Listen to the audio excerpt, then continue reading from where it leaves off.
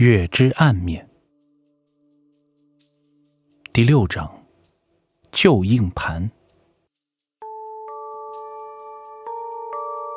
当时有几个人看到文生杰？我将这段回忆对齐浩洋说了一遍。他突然皱着眉头看着我问道：他乐队的键盘手和鼓手，不对，鼓手我不确定。我犹豫的道：那就是说你能确定看到他的当时只有你和键盘手2人。齐浩洋道：我记得鼓手说过他听到有人喊门。我道：不一样。齐浩洋摇了摇头道：当时你们离音箱很近，后面又有人说话，他很有可能是听错了。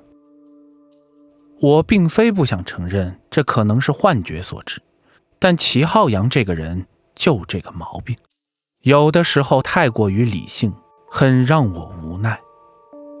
我知道他的想法，他在寻找我记忆中的漏洞。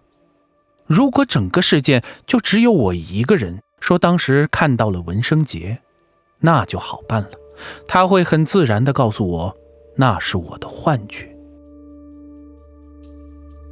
那温艳玲呢？那个键盘手怎么解释？我半靠在沙发的一边，斜着身子看着他问道：这个回忆的主人公是你？齐浩洋道：你什么意思？我有些不快地问。事情过了很多年，人在回忆的时候不一定能客观地还原事实，大脑会随着时间篡改一些记忆，一部分被弱化或是加深，例如仇恨、恐惧，但大部分会被美化，比如大学时很喜欢吃的一种风味小吃。你现在回忆起的只是一种被强化的感觉罢了，再叫你回去吃同样的东西，你会觉得已经不如从前那么美味了。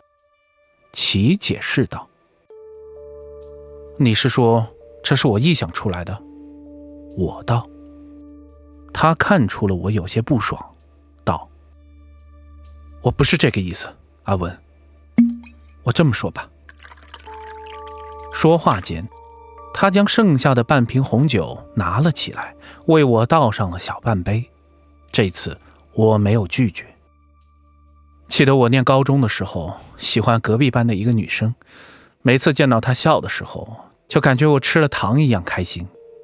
毕业前他给了我一张大头贴，我一直夹在日记里。后来上了大学，也就没再联系了。这么多年过去，我只记得有那么一个女生，印象中很漂亮。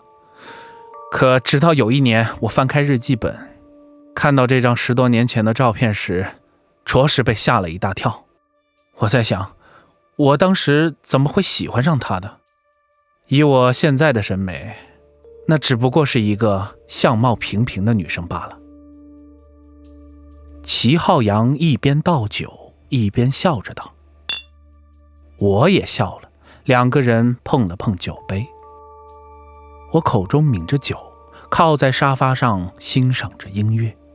这张唱片里只有这么一首歌，所以我们一遍又一遍反复地听着，却不觉得厌烦。反而越到后来，越觉得这首歌就像陈酒一样，散发着一种无法言语的香氛，仿佛歌手的嗓音就是一段陈年往事。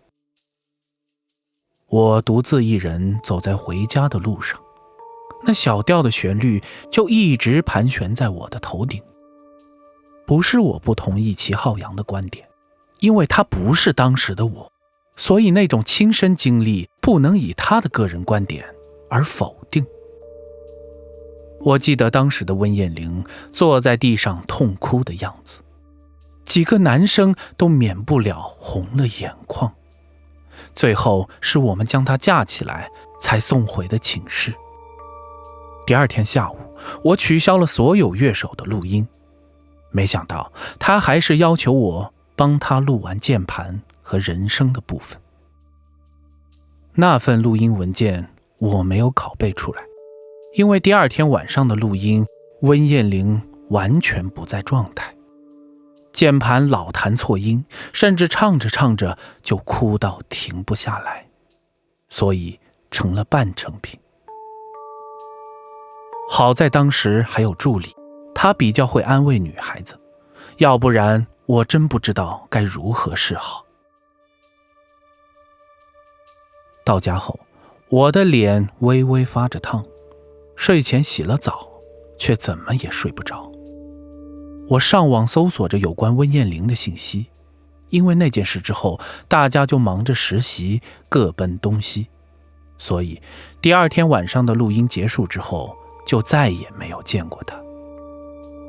资料显示，他后来去了国外，至今单身，一直从事音乐相关的工作，在圈内还算是小有名气。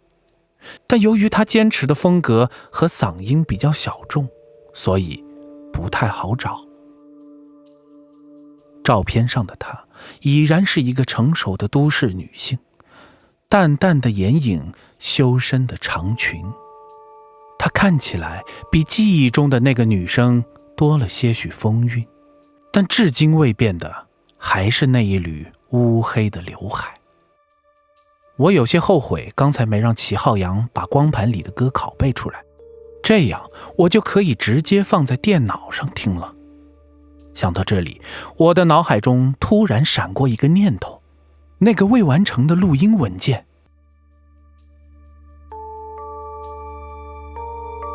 第二天上午，我醒得比平时要早很多，一睡醒就给周小飞打了个电话。他就是当年的那个助理，而如今却摇身一变，混进了体制内部。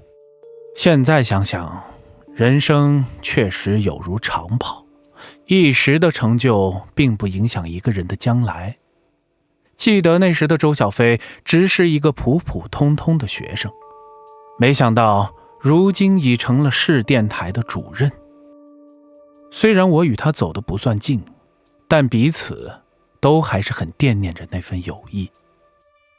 小飞吗？我问道。哟，阿丽呀，没想到你会在这个点给我打电话，真是惊喜啊！哈哈哈。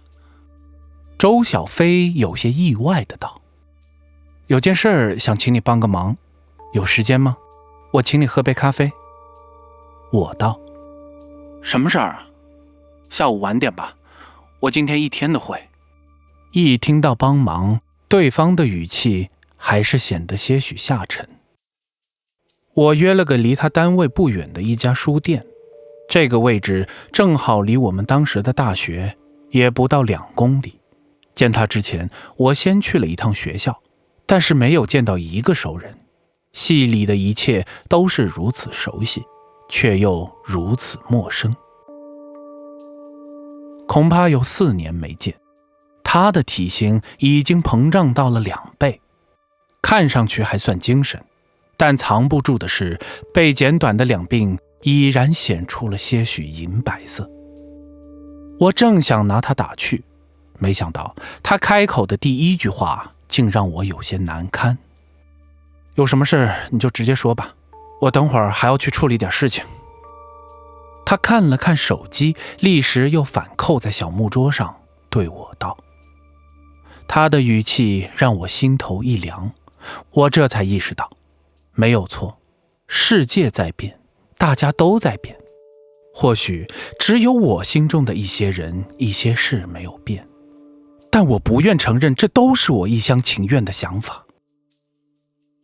下午去学校的时候，年轻的教师不认识我，而当时的系主任也退了休。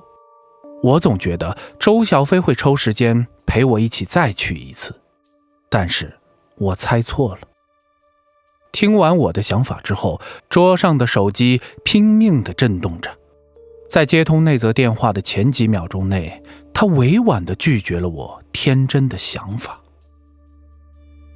当我独自开上车驶离书店的时候，脑子里一片空白，此时的心情犹如一枚铅球扔进了海底。暮色降临，我坐在车里发着呆，一个短信的声音让我回过神来，我竟然把车停在了学校的路边。下午的事儿不好意思，咱哥俩好久没聚了，有时间我一定请你吃饭。这是周小飞发的。我看了一眼就把手机扔到了副驾驶座上，没有回复。过了大约3分钟，又来了一条信息。说实话，我此时已经失望到了极点，过了半天才拿起来看。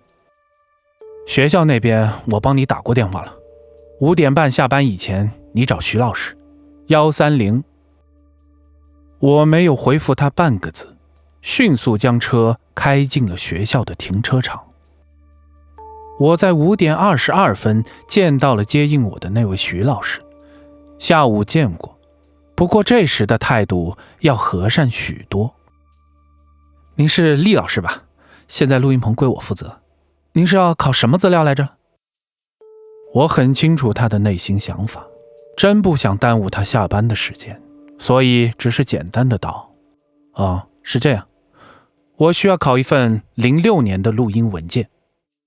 他一听，立时瞪大了眼睛，惊讶的道：06年的？没错，按我们系的传统，所有录音文件都会保留的。我解释道，不过他却现出了难色。是这样的，但这几年的数据量实在太大，学校要求我们定期清理一些无用的数据，你知道现在都是固态硬盘了。他抓了抓后脑勺，尴尬的道。我的心瞬间一凉，但他接着道，不过那么老的硬盘，文件兴许还在。